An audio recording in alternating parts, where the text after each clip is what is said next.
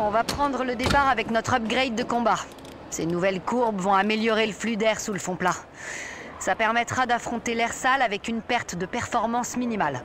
Il faudra donc rester en permanence au contact du peloton. Et en ce qui concerne le plan C pour cette semaine...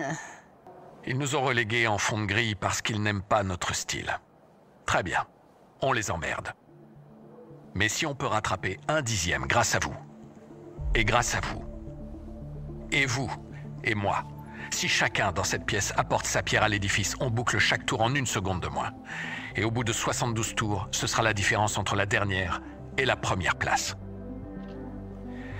Plan C. Plan C comme combat. But now we come to a period that I call the battle for identity. Lies my grandma told me. Yeah, superstitious devices. Lies my grandma told me. What? Urban mythological rules. Bubble mice, yeah. Salut les kids et bienvenue dans En attendant Godard, saison 18, épisode 1. Cette semaine, émission pot pourri, vieux conisme et sale gosse. C'était l'été, on a aperçu le soleil, les nuages filaient et le ciel s'éclairait et dans nos têtes bourdonnaient les films. On entendait rugir les plaisirs de la vie, c'était le retour d'Isamour qui nous chauffait les yeux, c'était le bonheur rafraîchi d'un cocktail. Les films étaient nuls, mais les dieux étaient ravis. Enfin bref, il est 19h et comme disait Peter, c'est l'heure. Eh oui, vous êtes bien dans En attendant Godard, l'émission de cinéma qui est mieux que les autres. Et donc, oui, comme disait Zizou, c'est la reprise. Et donc, nous revenons pour une 18e saison.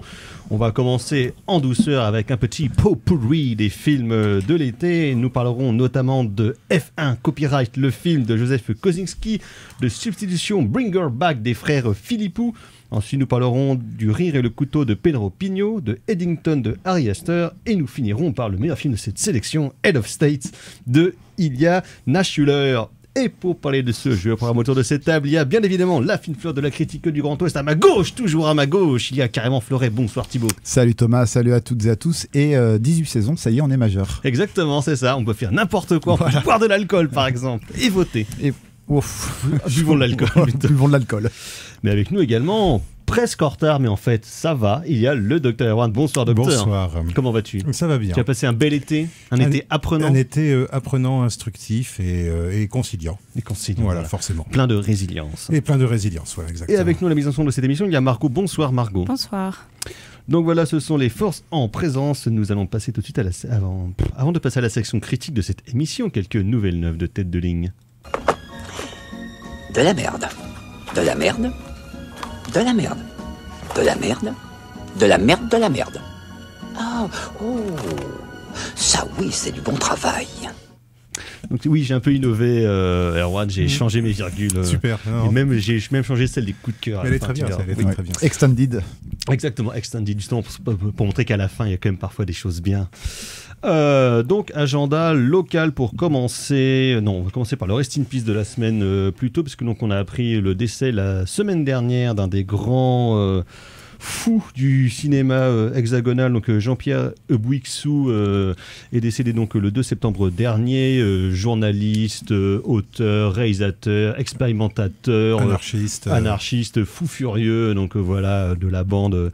Grand amateur de cinéma d'exploitation zombie, de films de monstres. Il en a réalisé, il a aussi réalisé des films à caractère pornographique comme Entrez vite, je mouille par exemple, Graffiti, un film expérimental sur les graffitis porno dans les toilettes de Paris.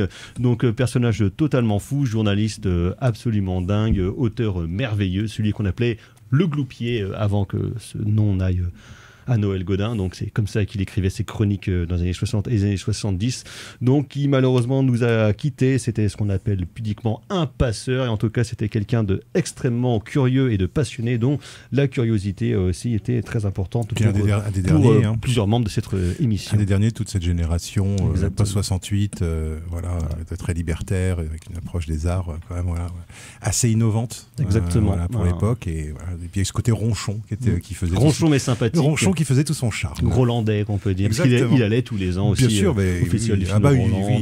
Il a son buste, je pense, dans le hall des grands hommes à Groland. Exactement. Donc voilà, rest in peace, Jean-Pierre Bouixou. Merci pour les travaux. Agenda local, ce week-end reprend donc les films du dimanche soir proposés par nous-mêmes et nos meilleurs ennemis du cinéma est mort, d'autant plus maintenant que l'Arvor est géré par un trublion absolument déplorable, donc Antonin Moreau, nous le rappelons, qui depuis 2 mois est devenu le patron de la programmation du cinéma Arvor, et comme par hasard depuis 2 mois les chiffres sont catastrophiques. Hasard, coïncidence, je pose la question. La révolte gronde. La révolte gronde, effectivement, nous en reparlerons pour demain. Mais donc, les films du dimanche proposés par nous-mêmes et le cinéma est mort, donc ce sera Indiana Jones et la dernière croisade, puisque donc les 2 autres sont passés avant l'été. Donc voilà, le moins bon de la trilogie. Mais miam quand même. Mais miam quand même. Oui. Oui, voilà. Un bon film de rentrée. Voilà, exactement. Un feel-good movie de rentrée. Exactement. Qui fait du bien. Pas de ciné-tambour demain, puisque donc nous sommes le 9 septembre. Ah ben oui, c'est la révolution à partir de demain. C'est le mouvement Bloquons tout, donc personne ne sait vraiment trop ce qui va se passer ou ce qui sera bloqué, mais en tout cas... On sait que la police sera là. Voilà. Et les journalistes, non. 80 000 Schmitt. C'est une certitude. Donc, la présidence de Rennes 2, dans ses bonnes habitudes, plutôt que de voir sa fac bloquée, préfère la fermer. Au bout de 2 jours de rentrée. Au bout de 2 jours de rentrée, exactement. Donc, feignasse d'étudiants. Pas de ciné-tambour, alors qu'il y avait Laura de Preminger et la prisonnière du désert. C'est ballot, là, pour le coup, c'est ballot. Donc voilà, mais aussi le cinéma Arvor sera fermé demain jusqu'à 19h justement. Pour éviter les troubles sociaux. Non, en soutien, parce que c'est des camarades. Ah oui, non, c'est en soutien, oui. Ils n'ont pas été fermés. Pas du tout, c'est une décision collégiale de la direction et de ses salariés, justement, de fermer pour la journée, histoire d'aller participer aux festivités. Le Gaumont, lui, sera ouvert. Vraisemblablement. Et le Quick en dessous aussi. Exactement. Donc voilà, mais sinon ce jeudi à l'Arvor à 19h, faut y aller, ça va être super. C'est Chronique des années de Braise, le film des années 70, le film algérien de Mohamed Amina, donc sur la colonisation française, enfin l'histoire de la colonisation française en Algérie, réalisé par un cinéaste donc algérien pour une genre de contre-histoire, une contre-histoire du cinéma et une contre-histoire tout court, qui se traîne depuis des années, enfin en tout cas depuis que moi j'en entends parler, quand même une réputation effectivement de très grand film, et j'ai très hâte de découvrir ça en salle. C'est quoi, c'est à 19h 19h, oui, parce que le film est long quand même. Le film fait presque 3 heures, donc il faut un peu de temps pour digérer ça. Sinon, dans un tout autre genre, sortie nationale demain, c'est le nouveau Conjuring, l'heure du jugement, qui est un préquel.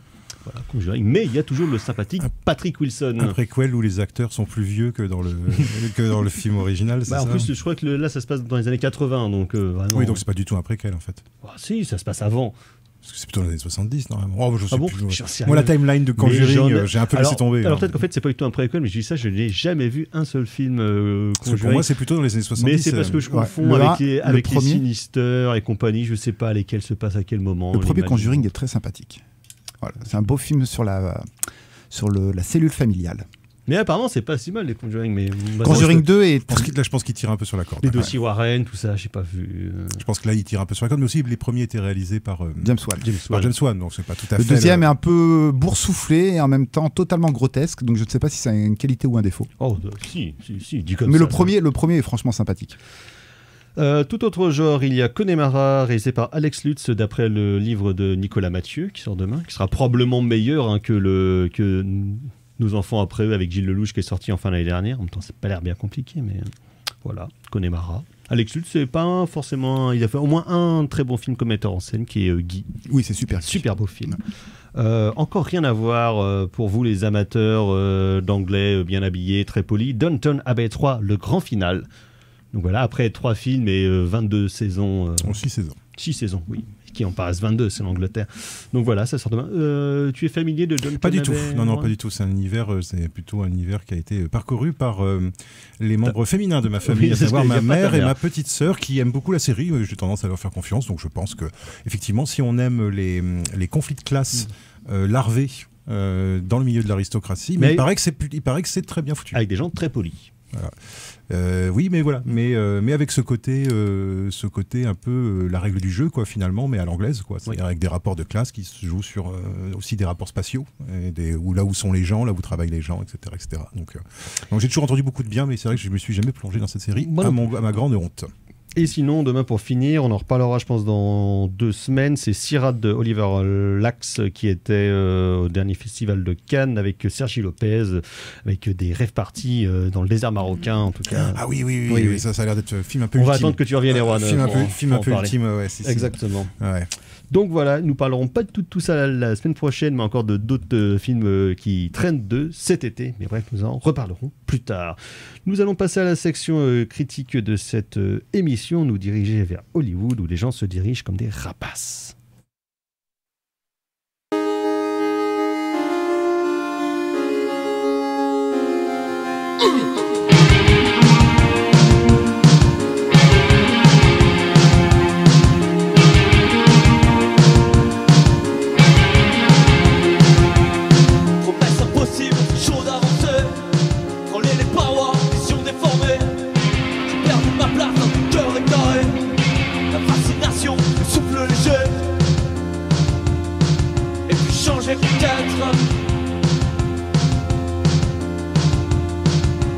Changer peut-être.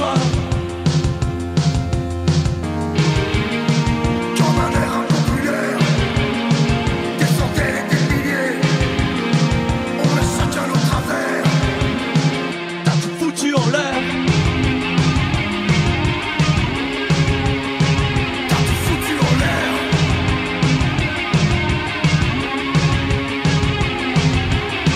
Il y en a à offrir, tout à cramer. Plaisir dans la facilité. Quand est-ce qu'on s'arrête, changer peut-être. La fascination, le souffle léger. La fascination, le souffle léger.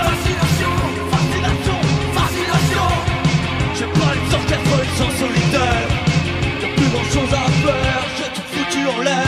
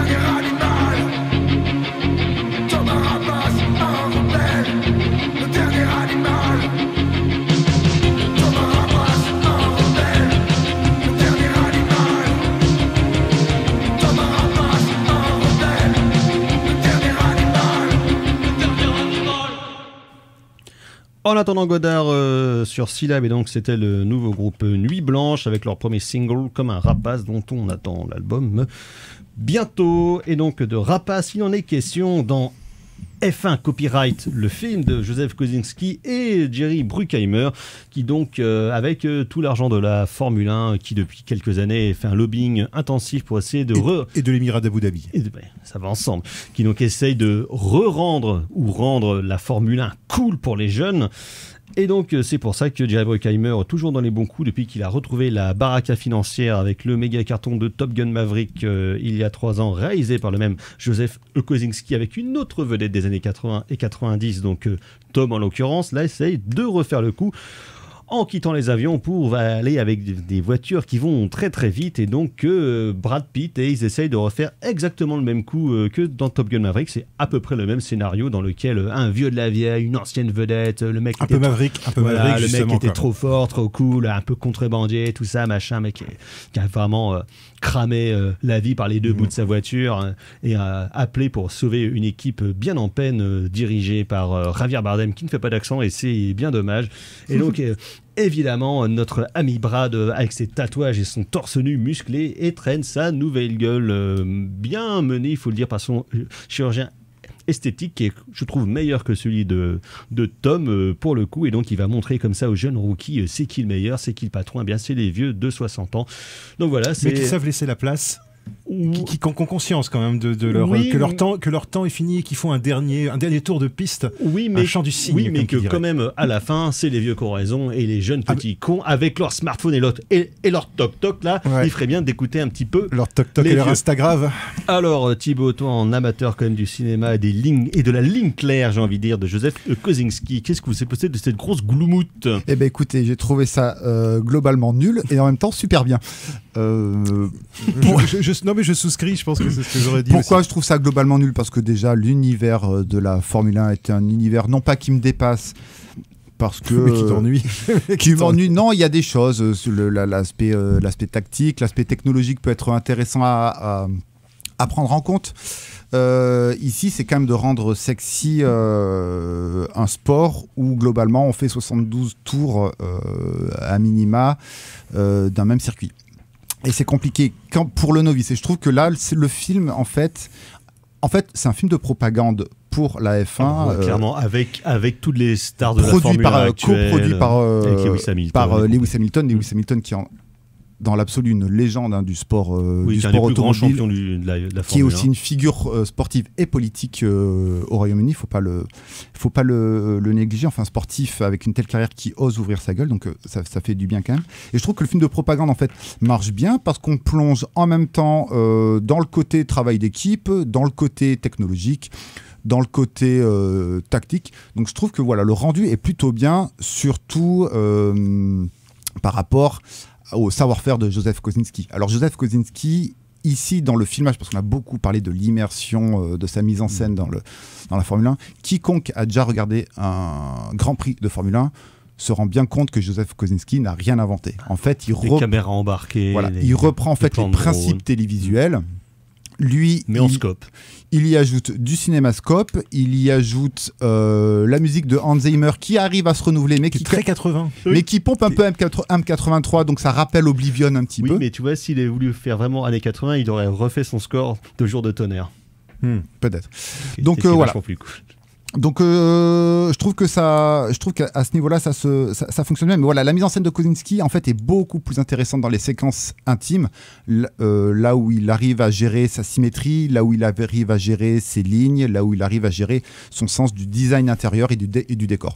Voilà, je trouve que la balance en fait se fait plutôt pas mal. Je trouve que Top Gun 2 est un cran clairement au-dessus, surtout que les thématiques de Top Gun 2 en plus collent plus à Tom qu'à Brad Pitt, je trouve. Bah, disons que les thématiques là sont un petit peu survolées. Hein. Le récit est bien entendu cousu de... Survolé, pas comme dans Top Gun. Voilà. Surtout que le récit est cousu de fil blanc, hein, tu l'as dit en intro. Voilà, on est extrêmement balisé. Voilà, c'est très ultra calibré même. Donc tu vois que c'est pour le scénario fait par une IA, hein, franchement. C'est Ehren Kruger. Ehren Kruger, mais Ehren Kruger toujours dans les mauvais coups. Ouais, mais qui était scénariste des frères Grimm, hein, de Terry Gilliam. Oui, qui est pas le meilleur scénario de Gilliam. Et les Transformers. Mais il a bossé sur un Scream, il me semble aussi. Il a bossé partout. Ehren Kruger, c'est un peu un des boys de Bruckheimer qui l'engage. C'est vraiment un scénariste à gage, quoi. Mais voilà, et je trouve que les thématiques autour du regret, du doute, le temps qui passe, la mélancolie, voilà, je trouve que c'est un petit peu fait, un petit peu en douce. Je pense que ça aurait mérité quand même. Je pense que la figure de Brad Pitt qui tape la soixantaine quand même, je pense qu'elle aurait mérité un peu plus de sérieux. Néanmoins, le plaisir est intact. 2h35 qui passe plutôt pas mal. C'est un peu le problème, c'est que ça se prend un peu trop au sérieux pour un sujet comme aussi léger. Ça se prend très au sérieux. Mais moi, ce que j'ai bien aimé, c'est Brad Pitt qui est cool, mais pas trop con. Il est pas trop non plus donneur de leçons de morale. Et c'est, moi, j'ai beaucoup été, je pense que l'intérêt principal du film, et je pense que le film ne l'a pas compris, c'est l'histoire d'amour entre Brad Pitt et la directrice Carey Conlon, qui jouait dans The Banshees of Inisherin de ça fait du bien de voir une romance se créer avec des personnages qui ont plus de 40 ans. Et il y a Kim Bodnia qui était le héros du premier Pusher, qui joue le directeur technique, qui jouait dans la série The Bridge aussi. Donc voilà, c'est pas catastrophique, c'est globalement raté, c'est globalement nul, mais il y a du plaisir. Moi je sais que je vais oublier assez vite ce film-là, d'une part effectivement parce que la F1 ça m'intéresse pas du tout, d'autre part parce que c'est effectivement, je veux dire, j'ai pas trouvé non plus la réelle efficace, voilà, mais j'ai pas trouvé. Je retiendrai 2 moments, si je dois en retenir 2 quand même. Je retiendrai 2 moments. Un effet de montage que j'ai trouvé, un effet de montage à ressort que j'ai trouvé, enfin à double détente que j'ai trouvé pas mal sur les changements de pneus. Où en fait dans la première partie du film, dans une des premières scènes du film, en fait l'équipe qui s'est chargée ils sont tout nuls, ils laissent tomber leurs outils, machin. Et après par le montage, on nous montre comment est-ce qu'ils deviennent efficaces. Donc là j'ai trouvé qu'il y avait un petit truc un peu sympa. Et deuxième scène où là par contre la seule scène où j'ai vraiment l'impression qu'il se passait quelque chose, c'est la scène de Brad Pitt sur le balcon qui fait son monologue sur le passé. Et là, moi, j'ai vraiment eu ce sentiment assez étrange de pas voir le personnage, mais de voir Brad Pitt qui parle de son métier d'acteur. Mais il y a que ça, en fait. Et là, j'ai trouvé vraiment que Brad Pitt, il arrive à jouer l'acteur qui parle de ce que c'est que vieillir quand on est un acteur, quand on a été une star, quand on a été un sex symbole. Voilà, quand on a été un sex symbole, mais etc. Il est toujours une star. Oui, il est toujours une star, mais quelque part, il a avec cette espèce de conscience. Moi, c'est ce que j'aimais d'ailleurs dans son personnage, cette espèce de conscience que qu'il est, il essaye pas de faire le mec de 20 ans. Et ça, j'ai trouvé ça relativement appréciable. Il est vulnérable, il y a la scène des bains de glace, il y a les plans sur son dos, il drague pas les minettes de 18 ans. Il tombe pas amoureux d'une fille de 18 ans. Enfin, donc c'est quand même une fille qui a 20 ans de moins que lui. Hein. Oui, d'accord. Non, mais c'est vrai. Non, mais c'est vrai. Je veux dire, mais proportion de 40 ans. Toute proportion. Ramener, on va dire, à ce qu'on a pu voir à l'échelle des hommes qui vieillissent à Hollywood au cinéma. C'est pas DiCaprio. C'est pas Warren Beatty. Voilà, on n'est pas dans les excès complètement aberrants qu'on a pu voir dans les films de ces 30 dernières années. Mais c'est une scène, c'est dommage. Donc F1 copyright. Elle existe un peu comme personnage, elle existe vaguement quand même. Donc de Joseph Kosinski et du Bruckheimer. On y va là. On enchaîne là. Et dans un tout autre genre, parce qu'il y a quand même, je pense, plus de choses à dire. Donc Substitution, Bring Her Back, réalisé par les Australiens Michael et Danny Philippou, qui ont un nom tout mignon. Mais qui ont un nom qui, à mon avis, ont un nom grec et qui sont d'origine grecque comme George Miller. Ou Alex Proyas. Voilà, parce qu'il y a une grosse communauté grecque en Australie et donc qui avait déjà réalisé un film d'horreur il y a 3 ans qui s'appelait La Main que j'ai vu. Et donc là qui met en scène Sally Hawkins qui joue une mère de famille d'accueil qui accueille 2 jeunes frères et sœurs, donc Andy joué par Billy Barat et Piper joué par Sarah Wong qui est une jeune fille aveugle, malvoyante, comme la comédienne d'ailleurs. Et donc évidemment il va se passer des trucs chelous dans la maison, d'autant qu'il y a un 3e enfant qui fait des trucs très bizarre avec des objets qui coupent beaucoup trop. Oui. Donc il y a 2-3 scènes berk. Donc il y a 2-3 scènes berk. Je suis quand même allé voir le film au cinéma. Moi qui suis une grosse flippette, et j'ai pas eu peur. T'as pas eu peur? J'ai pas eu peur.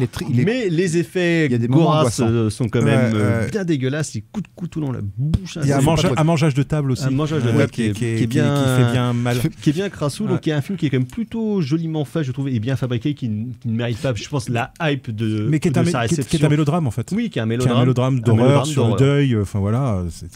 Et donc Margot aussi, tu as vu le film? Oui, en fait, je suis un peu mitigée parce que effectivement. Mi-figue, mi-raisin, comme on dit. Exactement. J'ai vu beaucoup de critiques qui étaient très emballées sur le film, très positifs, tout ça. Moi, j'ai bien aimé. Je trouve qu'il y a certaines scènes qui sont assez gore. On trouve un body horror très poignant. Effectivement, il y a une scène où il y a un enfant qui mange un couteau. Enfin voilà, ça dégouline un peu de partout. D'ailleurs, comment cet enfant arrive à survivre à la fin, c'est un peu le mystère, je trouve. C'est pas vraiment un enfant, c'est ça aussi. Non, mais bien sûr, mais il y a quand même ce truc où à la fin, il est plus possédé parce qu'il y a une sorte de possession et en fait, il est encore en vie. Donc c'est vraiment l'espèce de mystère qui plane, je trouve, à la fin. Et assez intéressant le rapport au deuil aussi de manière générale. Par contre, je trouve que ça reste assez classique quand même dans le genre horrifique. Je n'ai pas eu particulièrement peur. Je pense qu'il y a des images quand même qui m'ont marqué et qui vont me marquer après. Moi, c'est sur les violences faites aux enfants. Ouais, j'ai trouvé que c'est un peu. Faut prévenir quand même un peu les spectateurs, si vous n'êtes pas trop fan des abus physiques sur les enfants, regardez pas ce film-là, parce que c'est pas tellement un film qui fait peur, mais c'est un film où il y a quand même quelques images, moi j'ai trouvé dérangeantes, sur des trucs qu'on voit pas si souvent que ça au cinéma, appliqués aux enfants, on va dire. C'est vrai, et moi je suis très sensible à ça, et surtout que c'est des sujets qui sont extrêmement tabous, dont on parle peu, donc c'est quand même assez intéressant de traiter de ces sujets-là de manière générale. Mais j'ai quand même trouvé qu'il y avait un côté gros sabot de manière globale dans le film, dans le sens où il y a dès le début... on sent qu'elle est rejetée socialement parce qu'elle est aveugle. Ils n'ont plus qu'un papa alors qu'il y a eu un remariage. On se dit, ça fait beaucoup quand même. Il y a vraiment toute cette ambiance-là qui, je trouve, est un tout petit peu exagérée, qui n'avait pas forcément besoin d'être là. Je pense que le film aurait été tout autant marquant s'il n'y avait pas eu tout le storytelling, entre guillemets, vis-à-vis du père qui battait son fils. Oui, je trouve aussi que ça... Il y a une scène qui est pas mal, c'est la scène de la douche, moi je trouve. La scène de la douche, qui joue sur les transparences et sur le fait qu'on voit pas bien ce qui se passe de l'autre côté du rideau de douche. Ouais. Et c'est un peu cette scène-là, mais c'est vrai que ça manque de subtilité dans ses apports narratifs. C'est ça. Moi, c'est plutôt ça qui m'a dérangée. Et puis en plus, il y a un peu ce truc de oh là là, vous avez vu comme ils ont une vie difficile. Oui, on a compris. Enfin, le film appuie un peu trop dessus à mon goût, mais je pense que visuellement il y a quand même certaines scènes qui sont très marquantes, pardon. Et la mort du père en elle-même aussi, elle est assez intense. Le fait que lui plus tard développe des PTSD, c'est pareil, c'est assez intéressant. Enfin voilà, tout le... Et c'est un exemple assez bizarre de gaslighting, mais inversé. C'est-à-dire avec un personnage féminin de mère de famille qui fait passer un jeune adolescent pour un malade mental, en fait. C'est assez intéressant de voir comment est-ce que la relation de domination est très clairement inversée dans ce film-là. Et lui justement est une espèce de personnage qui se vit comme une espèce de personnage protecteur.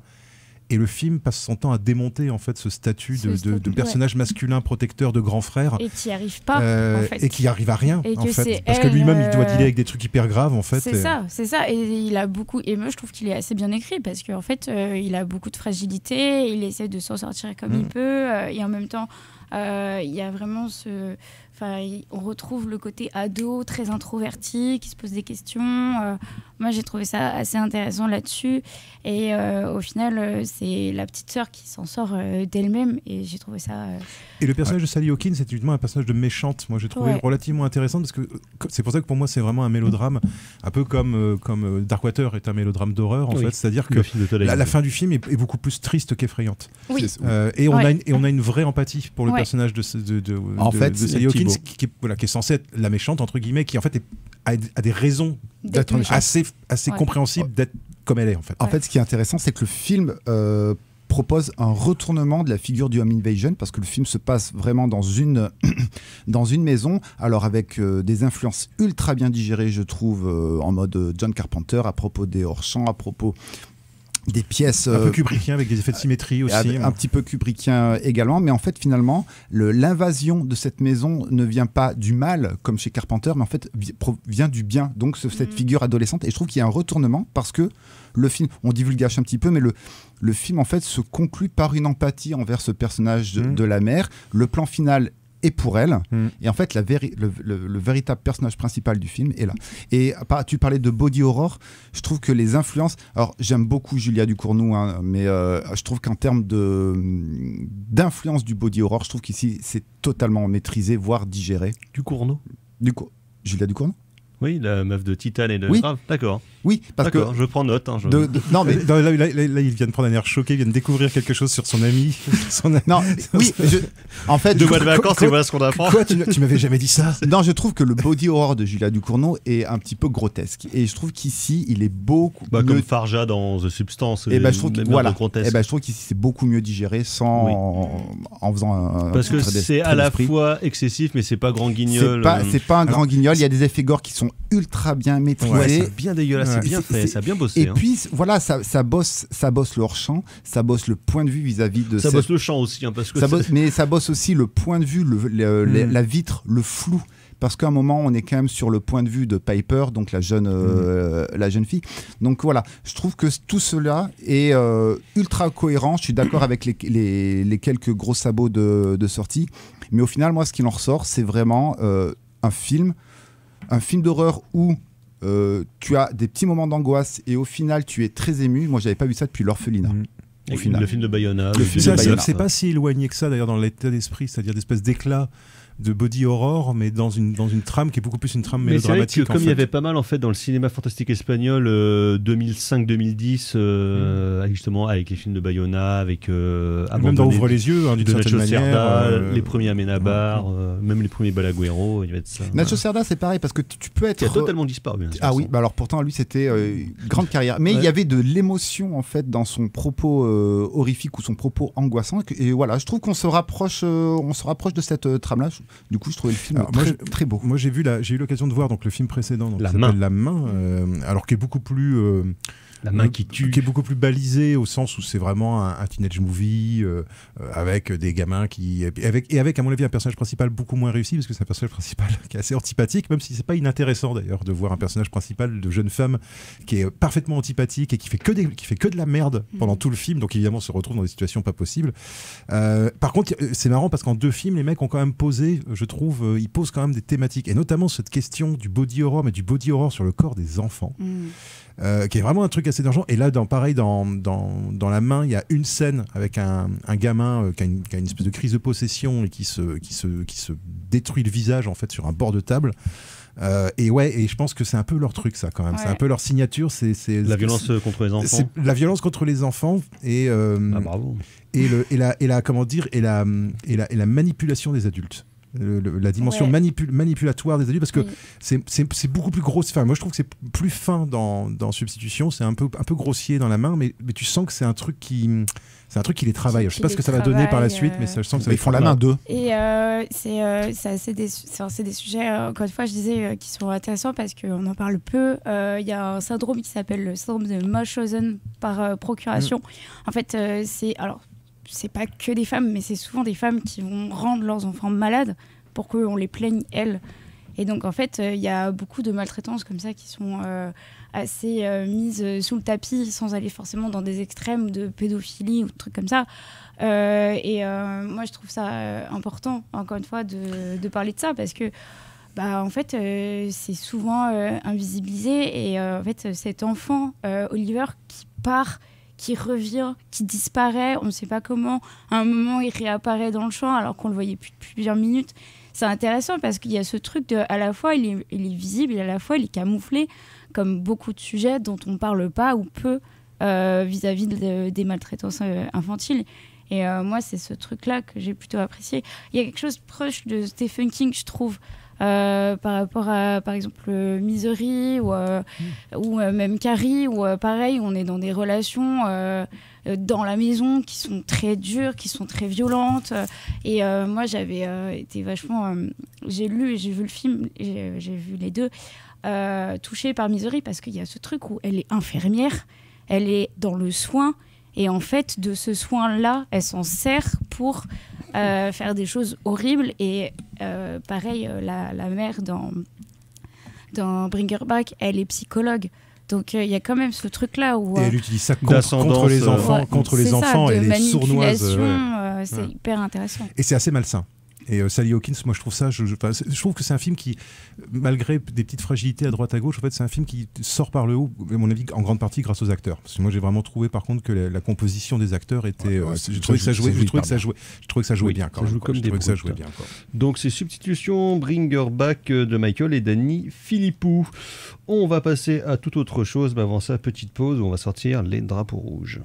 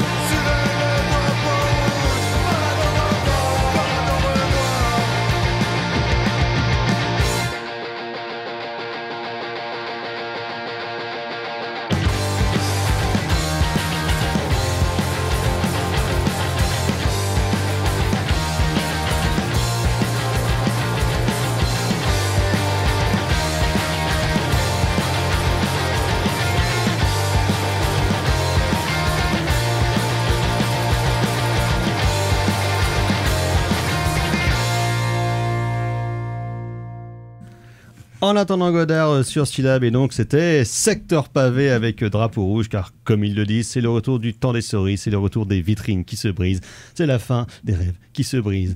Donc Secteur Pavé qui a sorti un nouveau morceau sur une compilation, quelques coups d'éclat sortis par le collectif brestois Petit Tonnerre, qui donc réunit 20 groupes de punk, de oi, entre autres brestois, pour un peu montrer la vivacité de cette scène. Il y a évidemment un morceau de 50-80 qui reprend Oi Boys, et surtout un morceau de Viande Rouge qu'on n'avait pas entendu depuis 15 ans. Une compilation qui dure 35 minutes. Non, il y a des morceaux un peu longs. Ah oui. Ah, d'accord. Il y a même des morceaux de 3 minutes 30. Ouh là là, attention. Donc c'est formidable, ça fait plaisir. Release party dans 10 jours à Brest, le 19 et le 20 septembre. Tu y seras. C'est bien. C'est en négociation. Peut-être qu'on y sera. Évidemment, ça se passera Place Garin.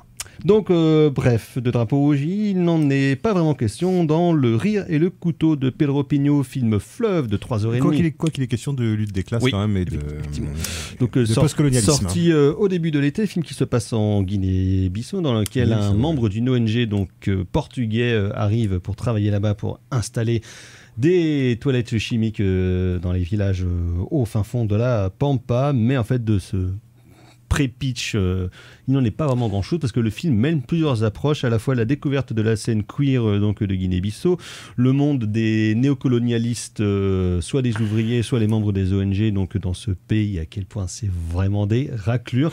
Et qui sans même parfois s'en rendre compte. Oui, sans même parfois s'en rendre compte, c'est ça le drame. Paternalisme. C'est ça le drame des néocolonialistes, ce qui fait un peu leur principe. Et donc c'est le genre de longue dérive, longue déambulation dans ce pays avec un personnage. C'est aussi une déambulation affective, sexuelle. Et qui donc déroule dans ces 3h30, je trouve un décorum absolument fascinant, où il y a une exploration justement de toutes ces faunes qui d'ailleurs ne se croisent pas forcément forcément dans le monde de la Guinée-Bissau moderne, que ce soit le monde interlope justement, la culture queer, le monde des colons, et qui est un film absolument fascinant pour un peu une genre de découverte et d'ouverture d'un corps et d'un état d'esprit dans justement des mondes et des pays qui ont été ravagés par le colonialisme européen pendant des dizaines et des dizaines d'années. Docteur. Alors moi je suis allé en fait parce que Antonin et toi, j'avais entendu d'une oreille que c'était pas mal. Bon, les 3h40, je suis allé pas à reculons, mais je suis allé en disant bon, ça intéresse bien parce que 3h40, parce que j'ai posé mon après-midi, parce que 3h40 quand même quoi. Et effectivement ça les 3h40 passent assez fastoche. Tu reprendrais fastoche facilement une demi-heure en plus. Et d'ailleurs il y a une version longue a priori de 5h30 je crois qu'il doit sortir. Pourquoi pas. Et il y a effectivement une espèce d'art de la déambulation à la fois donc géographique et puis affective, mentale, affective, politique, qui fait que il se passe pas grand chose et en fait il se passe plein de choses. En fait c'est marrant parce que ça fait vraiment très cinéma portugais des années 80-90. Je pensais notamment, comme je me suis tapé tous les films de Montero cet été, il y a clairement de ça là-dedans quoi. Complètement. Et alors c'est vrai que peut-être qu'il y a aussi le sujet lui-même. C'est vrai que je dois confesser que la Guinée-Bissau, je ne connais pas du tout. Excepté le morceau, bien sûr, Bissau na Bissau. Voilà, exactement. Mais c'est vrai que sinon, à part ça, voilà, j'avoue que... Encore Bissau na Bissau, si mes souvenirs sont sénégalais, si mes souvenirs sont bons. Qui est juste le pays à côté. Et c'est vrai que cet ancien... il me semble que c'est le pays d'à côté, le Sénégal. Non, vous allez vérifier, vous allez fact-checker, peut-être que je dis des bêtises, mais je crois que c'est au sud-ouest du Sénégal, si mes souvenirs sont bons. J'espère que je dis pas de bêtises parce que je vais me faire insulter sinon. Mais mais par contre, c'est aussi une découverte, c'est aussi quelque part la découverte. Moi, c'est ça qui m'a aussi plu, c'est que quelque part, c'est aussi la découverte. Ça a été la découverte pour moi de décors de cinéma que j'avais jamais vu. Exactement. Et d'espaces, de marécages, mais qui ne sont pas rendus comme un truc exotique, un truc de carte postale. Voilà, de désert et tout, voilà, qui sont filmés presque en mode journal filmé en fait, quoi, et en mode autofiction, alors que pas du tout. C'est une fiction. Et avec des acteurs, moi je trouve qu'ils ça joue super bien, qui se donne le rôle féminin principal notamment, elle est super incroyable. Le personnage queer aussi, moi je trouve est super, et avec cette espèce de personnage justement qui ressemble un peu à rien, qui est le héros, et c'est bon, j'ai raison, j'ai pas dit de bêtises, qui est le héros et qui au départ paye pas de mine et qui finalement prend de l'épaisseur au fur et à mesure. Il paraît un peu fade. Et qui prend de l'épaisseur au fur et à mesure. Justement, en éveillant sa conscience, en ayant pas une sorte de révélation, mais une déconstruction finalement de ses propres a priori, qu'ils soient politiques ou bien sexuels, finalement se révèle et prend du charisme en fait au fur et à mesure. Change d'optique en fait sur ce qu'il est en train de voir, quoi. Et le film, moi j'ai trouvé que c'était un film vraiment de très très bonne tenue. Voilà, vraiment intéressant et vraiment avec des personnages attachants qui font aussi que tu arrives à tenir les 3h40. C'est que tu as envie de savoir ce qu'ils deviennent, tu as envie de savoir comment ils vont évoluer, tu as envie de savoir comment leurs relations vont évoluer. Donc voilà. Et derrière tout ça, évidemment, des arrière-plans. Alors il y a peut-être des petits passages moi que j'ai trouvé peut-être un poil trop explicatifs dans les dialogues, peut-être un peu trop pédago, parce qu'on sent bien qu'il s'adresse à un public européen et qu'il faut expliquer un peu la Guinée-Bissau, le passé, les histoires d'ethnie, etc. Donc il y a des moments où j'ai trouvé que les dialogues étaient peut-être un peu forcés, un peu didactiques, mais voilà, mais ça reste une remarque, on va dire plutôt en arrière-plan, parce que ça un cinéaste, tu vois, qui a quand même une passion pour justement filmer les corps dans l'environnement et les corps qui se mélangent. Et il y a une des scènes de cul, notamment, et des scènes de boîte de nuit aussi. Moi je trouve qu'ils sont assez belles, qui sont assez bien filmées. Et voilà, il y a vraiment un rapport. Ce qu'il filme est intéressant, que ce soit les corps ou les paysages. Moi j'ai trouvé que il y a un rapport charnel il y a quelque chose de très sensuel en fait dans ce film là, et qui s'éloigne justement de cette espèce de misérabilisme sur les pays d'Afrique, où on a je sais pas si c'est une réalité parce que ça reste du cinéma, mais où effectivement c'est une représentation, un sentiment de véracité. Voilà, c'est une représentation de l'Afrique qui, moi, je trouve, est un petit peu original par rapport à ce que, en tout cas, moi, j'ai pu voir. Je pense que c'est peut-être sans doute pas le seul film, mais plutôt quelque chose qu'on est plutôt habitué à voir, entre guillemets, dans le documentaire, et pas tellement dans la fiction. Donc, Le Rire et le couteau de Pedro Pino, qui ne devrait pas tarder à, je pense, sortir en vidéo justement dans une version longue qu'on attend. Dans un tout autre genre, Eddington de Ari Aster, le réalisateur de Midsommar, de Heredity, de Bo Is Afraid, qui a sorti sa nouvelle gloumoute engagée et politique sur le Trumpiste, film à destination des Américains pour leur apprendre que le Trumpiste c'est pas bien, mais les antifas c'est pas terrible non plus. Avec donc Joaquin Phoenix et Pedro Pascal qui s'affrontent dans une petite ville du Texas pour être shérif. Pour être maire. Pedro Pascal c'est le maire actuel et l'autre c'est son concurrent parce qu'il y a un truc débile entre eux en fait, il y a une espèce de bif complètement stupide entre eux voilà, au bout d'un moment Joaquin Phoenix décide de devenir maire, sauf qu'il se passe plein d'autres trucs. Donc Ari Aster se lance dans une comédie croquignolesque dans la satire. Alors est-ce que ça tire à balles réelles? Alors moi le truc c'est que alors moi je suis pas un fanatique d'Ari Aster. Je déteste pas Hérédité. Midsommar m'a quand même confortablement ennuyé. Je suis désolé, je vais sans doute me faire des ennemis avec ça, mais voilà, moi je me suis assez ennuyé. Moi j'ai détesté. Je me suis assez ennuyé à Midsommar. J'ai pas vu Bo Is Afraid parce que 3 heures, bon ça va. Là, celui-là, c'est celui. On vient juste de parler d'un film de 3h30. Oui, mais 3h30 là, c'est 3 heures de Ari Aster, quoi. Oui. Et je trouve que, alors, comment dire, moi j'ai pas tout détesté dans ce film-là. Il y a même des fois j'ai trouvé des trucs rigolos. J'ai trouvé. Alors par contre, c'est vrai que c'est foutraque en fait. C'est-à-dire qu'il remplit plein de trucs sociétaux dans son film. Et au bout d'un moment, en fait, il y a un truc qui se passe en fait dans le film, arrivé à peu près aux 2/3 du film, qui normalement entre guillemets dans un film classique devrait être la conclusion du film. Et du coup, il reste quasiment encore 1 heure derrière. Et hop, il remet une pièce dans la machine. Et il remet des pièces dans la machine. Et du coup, au bout d'un moment, je trouve que ça tourne un petit peu à vide. Dans le dernier tiers du film, je trouve que ça sauf un aspect moi que j'ai trouvé plutôt intéressant et qui est tout le truc sur Black Lives Matter. Parce qu'en fait, il y a un côté film de vieux con. Avec Ari Aster qui dit les gauchistes ils nous font chier et puis les mecs de droite ils nous font chier, une espèce de côté vieux ronchon, tu vois. Centriste. Voilà, de vieux côté vieux ronchon. Et par contre, j'ai trouvé que sur la manière de traiter la question de Black Lives Matter, j'ai trouvé que c'était un peu plus malin parce qu'en fait, il y a des trucs qui m'ont fait rire, notamment le truc c'est qu'au bout d'un moment, les événements se passent en fait au moment de l'émergence justement du mouvement Black Lives Matter. Et en fait, il y a 2 choses moi qui m'ont fait, qui à la fois m'ont fait rire et qui deviennent pas drôles en fait par la suite dans le film. C'est qu'en fait, il y a un policier afro-américain qui est un des subordonnés de Joaquin Phoenix et tout le monde n'arrête pas de lui demander s'il va bien. Ça m'a fait rire, moi. C'est-à-dire que tout le monde et en fait, t'as les militants de gauche qui viennent le voir en lui disant bah ouais, mais tu devrais nous rejoindre parce que toi t'es concerné, et avec des personnages de gauchistes qui arrêtent pas de s'excuser d'être blancs tous les 5 minutes. Enfin voilà. Alors c'est très caricatural, évidemment, mais j'ai trouvé ça moi plutôt rigolo. Sauf que justement ce côté un peu rigolo, un peu grossier, faut bien le dire.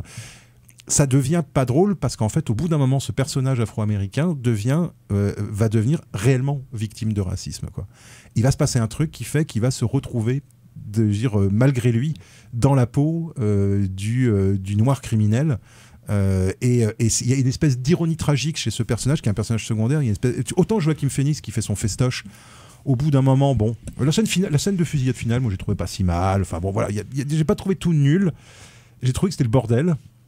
Je trouve que c'est pas tout le temps, ça tombe pas tout le temps du bon côté en termes d'humour. Je trouve qu'il y a une question de distance parfois, de trop de distance qui fait que c'est un peu ricanant et c'est pas forcément très. Mais il y a des moments, je trouve, dans le film que j'ai trouvé plus intéressants que d'autres, on va dire. Merci, docteur Margot. En fait, moi j'ai été un peu perdue par ce film dans le sens où j'aime plutôt bien Ari Aster. Je vais pas me faire des copains autour de cette table, mais tant pis. Et en fait, j'avais l'impression qu'il mettait tous ces questionnements, tous ces traumas dans un même unique film. Et j'avais un peu l'impression qu'il voulait traiter de trop de choses à la fois et que du coup, il n'arrivait pas à s'en dépêtrer. Et en fait, moi, j'ai surtout été déçue par la fin parce qu'en fait, à la fin, il y a vraiment une énorme conclusion où on t'explique comment tout le monde a fini. Et c'est vraiment répondre à toutes les questions comme si les gens n'étaient pas assez intelligents par eux-mêmes pour comprendre ou se faire leur propre résolution. Et moi, c'est vraiment ça qui m'a déplu dans ce film, c'est la grosse demi-heure qui est rajouté, sachant que le film est assez long. Je sais plus, il doit durer 3 heures. Il fait 2h30, ouais. Il fait 2h, ressenti 3h30. Et en fait, il y avait vraiment ce truc où tu te dis, ça y est, c'est fini, il y a eu un coup de feu en trop, le film va s'arrêter, surtout qu'il y a un noir, et en fait, on se dit que ça va se finir à ce moment-là. Et en fait, il y a encore des images après le noir, et ça, j'ai trouvé ça hyper... Un écran noir, on précise. Un écran. C'est ce que je pensais. Un écran, pardon. Et oui, j'ai été assez déçue de ça, sachant que il y a toute une scène avant où ils se poursuivent entre hommes que cinématographiquement j'ai trouvé très intéressante, où il se passe plein de choses, la caméra va dans tous les sens, c'est hyper intense, on retrouve la patte horrifique de Ari Aster que je trouve plutôt chouette. Mais vraiment, il veut parler de tout et de rien, il tranche pas vraiment. Il se moque de tout le monde. Moi, j'étais assez déroutée. Un peu cynique, quoi. Ouais, c'est ça, mais ronchon, moi j'ai trouvé. Ronchon, ouais, vieux con. Vrai, un peu vieux con, moi j'ai trouvé. C'est vrai que c'est un connard, quoi. C'est ça, Erwan, que tu es en train de dire. Oui, un boomer. Oui. Et ça m'a perdu. Et cette histoire de comme tu dis, Erwan, on est de gauche, et du coup, on va défendre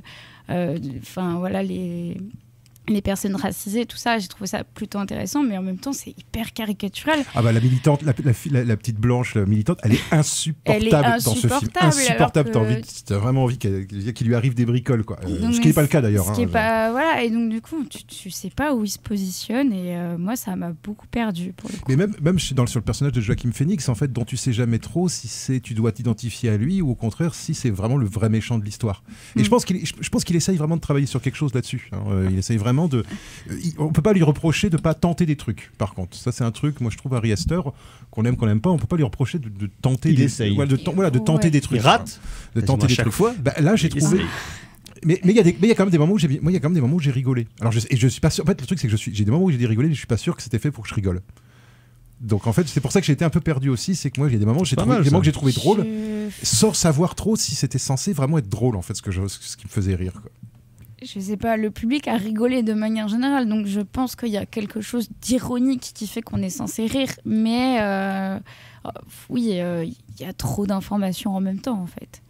Oui, parce que c'est sur le Covid, sur Black Lives Matter, sur les Trumpistes, enfin c'est sur plein de trucs en même temps, quoi. Et tout ça, ce sont des complots. Oui, déjà en plus. C'est ça. Il y a encore le trauma familial qui est très présent dans son cinéma, donc c'est pareil, on se mélange avec tout ça, quoi. Pardon. C'était attentat musical de Ari Aster.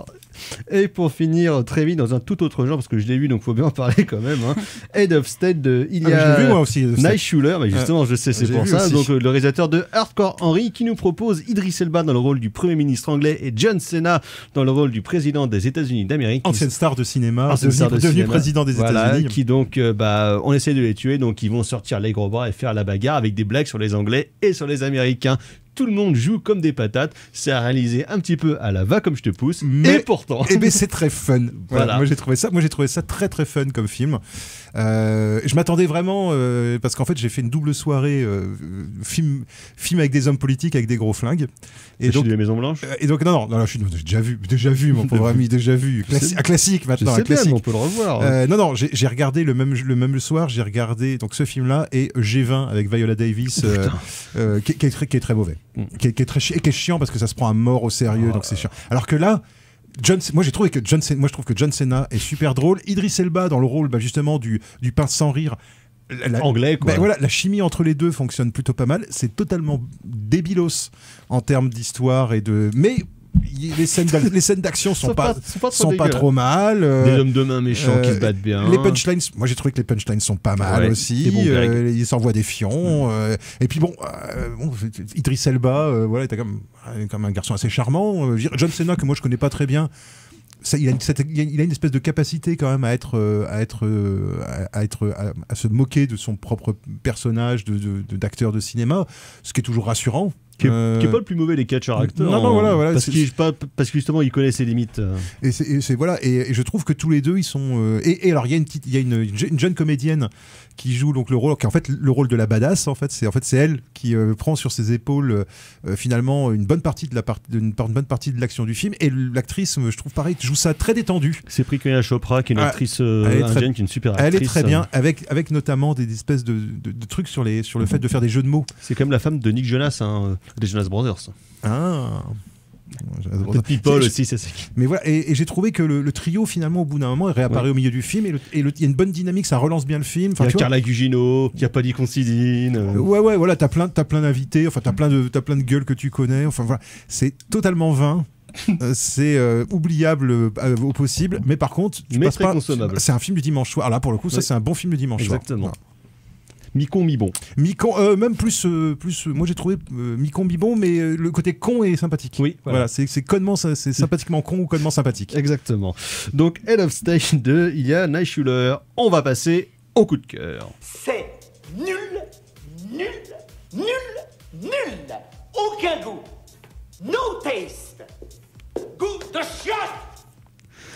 En attendant Godard, et donc c'était un extrait de... c'est pas le film de zombie de Vicious. C'était José Garcia, et donc c'était dans People, Jet Set 2 de Fabien Antoniente. Putain, j'étais pas loin de dire Fabien Antoniente. Oui, d'ailleurs je vous mettrai sur la page du podcast que j'ai participé cette semaine à l'épisode de Discordia, donc sur la première partie de carrière de Fabulous Fab. 2h05 d'émission quand même, on s'arrête à camping. Tu m'enverras le lien que je t'écoute deviser sur la suite la semaine prochaine. Donc voilà, People, c'est nul. Donc les coups de cœur, carrément Floret. Alors moi ça va être 2 coups de cœur. Bah oui, au final, je me dis une expo photo Genesis de Sebastião Salgado, qui est décédé cette année. Qui est en effet décédé cette année. Donc alors l'expo tourne énormément dans le monde. Je sais pas si je l'ai vu entièrement. J'ai bien entendu, je pense ne pas avoir vu tout le travail de Sebastião Salgado qu'il a fait pour ce Genesis-là, mais j'en ai vu quand même une bonne partie au Musée des Arts Contemporains de Montélimar. D'accord. Voilà. Et toc, ça voyage. Voilà, ça voyage. Oui, bah. C'est le pays. Bon, c'est le pays. Donc voilà, mon amour pour Sebastião Salgado est toujours aussi immense, surtout que l'expo se termine sur un volet extrêmement politique, sur ce qu'il a fait lui-même avec sa femme sur le territoire qu'il a vu naître et grandir. Donc voilà, c'est absolument bouleversant. Il y a eu un documentaire de Wim Wenders. Très beau film sur la déclaration d'amour d'un fils à son père. Salt of the Earth. Voilà. Et autre film que je n'avais jamais vu, honte à moi, c'est Boyhood de Richard Linklater. Et je me demande si le bon vieux Richard n'a pas défini la vie en un seul film. Il sort un film bientôt, là d'ailleurs. 2 films bientôt. Ouais, Nouvelle Vague et un film. Oui, ça, il y a un film sur Godard, ouais, c'est ça, il y a son film sur Godard. Sur le tournage d'À bout de souffle. Donc on en reparlera évidemment. Boyhood m'a bouleversé. J'en étais sûr. Merci Thibaut. Docteur. Alors moi ça sera une saison, la 3e saison d'American Crime Story, donc la saison produite, enfin en tout cas initiée par le showrunner Ryan Murphy, responsable d'American Horror Story. Et moi j'aime beaucoup tous ces side projects en fait à ce mec-là. J'aime bien American Horror Story, mais je préfère presque ces side projects et notamment cette American Crime Story. La première c'est sur O.J. Simpson, la deuxième c'était sur le meurtre de Versace, et là la 3e c'est sur l'affaire Monica Lewinsky. Et c'est super. Moi, franchement, je m'attendais à rien de spécial. Et ben, franchement, j'ai trouvé ça vachement bien. Moi, j'ai trouvé ça vachement bien. J'ai trouvé que ça joue au cordeau. Il y a notamment un épisode, parce qu'en fait, c'est traité en mode film d'espionnage. Donc, avec une tension de film d'espionnage. Et il y a un épisode au milieu de la saison où ils essayent, où les mecs du procureur, les sbires du procureur, Kenneth Starr, essayent de faire cracher de faire cracher le morceau en fait à Monica Lewinsky en la séquestrant quasiment dans une chambre d'hôtel. C'est 1 heure où elle passe son temps à essayer de sortir de la chambre d'hôtel et les autres essayent de l'empêcher de sortir et de lui faire dire des trucs. Franchement, c'est super. Enfin, voilà, moi, ça faisait longtemps que j'avais pas vu un épisode en huis clos avec une tension, mais vraiment une tension de film d'espionnage, quoi, vraiment, et vraiment très très bien. Donc très bien. American Crime Story saison 3, Impeachment. Merci docteur. Margot. Alors moi c'est un gros classique que j'avais jamais vu, Les Incorruptibles de Brian De Palma, qui est repassé à l'Arvor la semaine dernière. Alors là tu veux du body horror, t'en as un? Ouais. Ah si, quand même. C'est une connerie. Ça va. Ouais, c'est superbe. C'est quand même vachement chouette. Et ce que j'ai beaucoup aimé, c'est que ça se passe dans les années 30. Et quand on regarde le film, on a l'impression que c'est un film des années 30. Enfin, il y a vraiment toute une patte, tout un esthétique qui ressort vachement. Et c'est chouette, quoi. Brian, il est trop fort. Brian, il est trop fort. Avec pour moi, une des meilleures scènes de fusillade que moi j'ai vues au cinéma, la scène de la gare au ralenti. Pour avec moi, le bébé. Qui est une des meilleures scènes. Alors là, pour moi, une scène de démonstration de suspense, qui a peu d'équivalent, moi je trouve, dans l'histoire du cinéma. Merci Margot. Alors moi, comme je suis un intellectuel, ce sera 2 livres. Donc, qu'avez-vous lu, monsieur, pendant l'été? J'ai lu plein de trucs cet été, j'ai eu du temps. J'ai lu Les Imaginaires de la Révolution au cinéma de François Huizard, qui est paru au Pur au début de l'été, justement, qui revient un petit peu sur la fabrication et la monstration des révoltes et des révolutions au cinéma, pas que dans le cinéma français, mais il y a un panorama du cinéma mondial, donc c'est vraiment hyper intéressant. Et sinon, un sur-chef-d'œuvre de David Grann, l'auteur de La Note américaine, qui était paru chez nous, Killer of the Flower Moon. Donc son dernier livre en date, Les Naufragés du Wager, qui est un des plus grands livres d'aventure, film de suspense, film historique sur la marine anglaise. Je crois que Scorsese veut l'adapter ou voulait l'adapter. Veut l'adapter, en tout cas c'est dans ses 40 projets, et ça n'a pas usurpé sa réputation. C'est un chef-d'œuvre littéraire, c'est bouleversant, j'ai bouffé ça en 1 jour et demi, c'est passionnant de bout en bout. Donc merci Margot, la mise en son de cette émission, merci messieurs, on se retrouve la semaine prochaine, c'est reparti pour une 18e saison, mon cher Thibaut, mon cher Erwan, ma chère Margot. Donc voilà, on se retrouve la semaine prochaine, prochaine émission, prochaine édition. À ciao, bonsoir. Salut.